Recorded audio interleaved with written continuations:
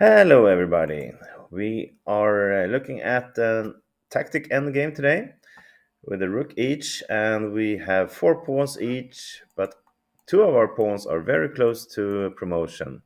Black is, of course, going to stop this, so try to stop it with the king here and the rook, maybe going to here, and not letting us promote any of these.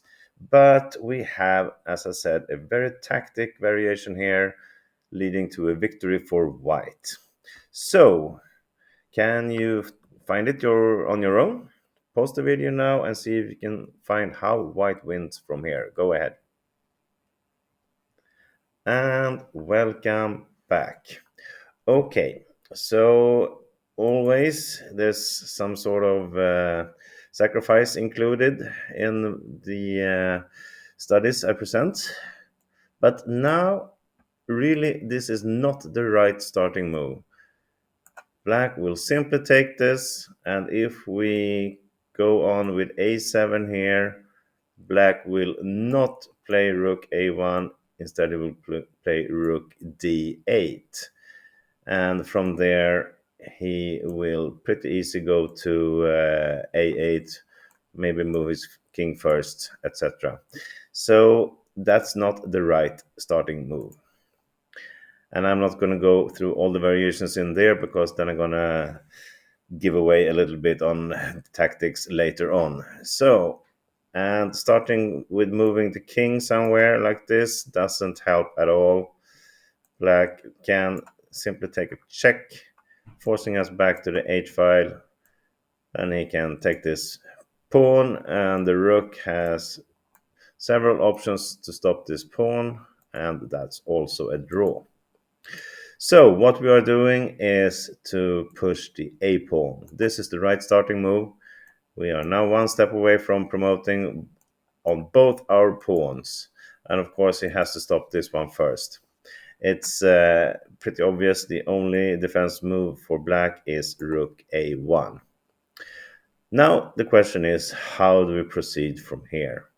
Take a look. If you pause the video again, you can do it right now. Okay. So now it's important to force the black king down to the 8th rank. So now we are going to sacrifice here. Promoting to a queen, forcing him to take. Let me just back up and see what happens if we try something else like a king g4. Then again, black can have this check, forcing us back, and the rook comes to g8, just as we looked at. This pawn will be taken by the king. If it moves here, it will be taken by the rook, so it doesn't give us anything. Okay, so let's see here. We promote, sacrifice this, king takes. And the question is now it's getting a little bit more difficult because there's only one move that wins this for white here. And again, if you want to pause the video, go ahead and see if you can find this specific only move that will win this for white. Okay, so the plan is, of course, to move our king somewhere to the G rank, D5, and then work with our rook to check here or check here and win the rook from black. So how are we doing that? Well, we need to play king g4. That's the only winning move. I will show you what happens if we play the king to g5 or g6. It will be the same variation. If we do that, black will answer with king e7. And of course, it's not threatening to take here due to the rook check. But if we don't do anything, the king will move here. And if we play rook h8, which is our plan to support this, or go back with a check if black takes our rook, this doesn't work due to rook g1 check. And look at this, we're forcing ourselves back to the h file, and there's another check. We have to go to g7 to support our rook, and that's just another check, and it will be perpetual checks here and a draw. So that's why the king has to go here to g4. Now we are threatening, of course, a check and the promotion, or the other way around, promote first. If black takes this pawn here, it's easy win with a check. King comes up and another check, and we win the rook. So after king g4, black's best defense is to move his king to d7. On the other variations, we went to g5 or g6 with the king. He played king e7 to block our king from coming to f7, but now he doesn't have to do that. It's better for him to try to get the king closer to the pawn and to stop it that way. And again, white only has one move that wins from here, and this is not easy to find actually. So I think again you should pause the video and see, can you find out how white wins from here? Go ahead. Okay, now we have to move our rook, but rook h8 is not winning, obviously, because of rook again goes to g1 check. We're forced to the h file somewhere, doesn't matter, and a check, and we actually lose our rook. And black can also stop the pawn.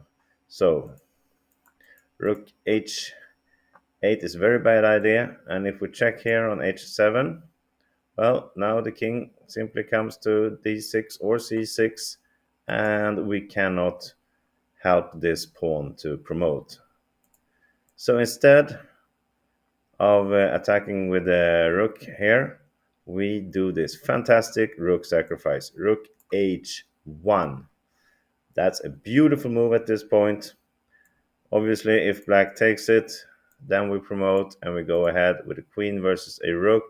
We will clear out these pawns, and in the end we will win. It's not an easy win, but it's a sure win for white if you play it correctly. So with the beautiful rook h1, black cannot take here, obviously. He will lose his rook like this. So instead, best defenses go to h2 to be able to have this check still available. But now it's too late. The rook will come to h8, and since that's the point of going to g4 with the king, because now if it checks on the g file, then we can go down to h3, and there is no more check, and we will promote. And really, if black tries to do anything else from here, it's not giving him anything. Sorry, after this rook h8, he can just surrender here. I mean, if we want the king, we will simply promote and we will be a rook up. And if he takes, we will go back and we will again be a rook up. So after this, it's easy win for white. We will win the rook and then just take the pawns, and in the end win this. Beautiful little study. I think it's some hard moves to find. I hope you did find them, all of you. Well, thank you for watching this. I hope you have a great day. Bye bye.